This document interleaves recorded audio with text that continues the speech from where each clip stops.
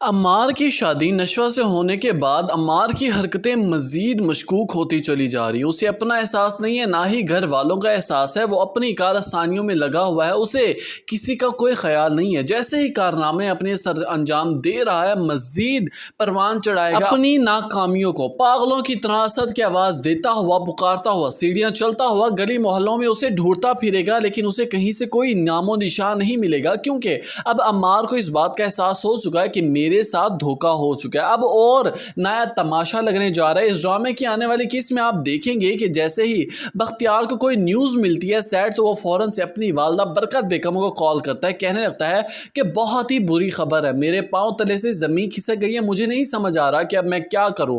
رونے والی آواز ہوگی یہاں پر۔ یہ بات سنتے برکت بیگم کے بھی پسینے چھوٹ جائیں گے، اسے بھی کچھ سمجھ نہیں آ رہا ہوگا کہ آخر ہوا کیا ہے، مجھے بتاؤ بختیار۔ یہاں پر بختیار کا کوئی ارادہ نہیں ہوگا، وہ بات کو بتا ہی نہیں پا رہا ہوگا، کہنے لگے گا کہ اماں میں گھر آ رہا ہوں، ساری بات تفصیل سے بتاتا ہوں۔ این ممکن ہے کہ بات کوئی نہ کوئی عمار یا پھر نشوہ سے ریلیٹڈ ہوگا، کیونکہ اب بختیار کی شکست کا ٹائم آ چکا ہے۔ اب دیکھنا یہ ہے آنے والی قسط میں کہ بختیار کا انجام کیا ہوگا۔ جیسے ہی ساری صورتحال بختیار برکت کے بیگم کو بتا دے گا، تو یہاں پر برکت بیگم بختیار کو گلے لگا کر رونا شروع کر دے گی، کہنے لگے گی کہ میرے بیٹے اللہ تمہیں صبر دے گا، تمہاری کامیابی اللہ کے سپرد ہے، ضرور تمہارے ساتھ انصاف کا معاملہ ہوگا۔ اپنی قیمتی رائے سے آگاہ کرنا مت بھولیے گا نیچے کامنٹ سیکشن میں کہ آخر ہونے کیا والا ہے آنے والی قسط میں۔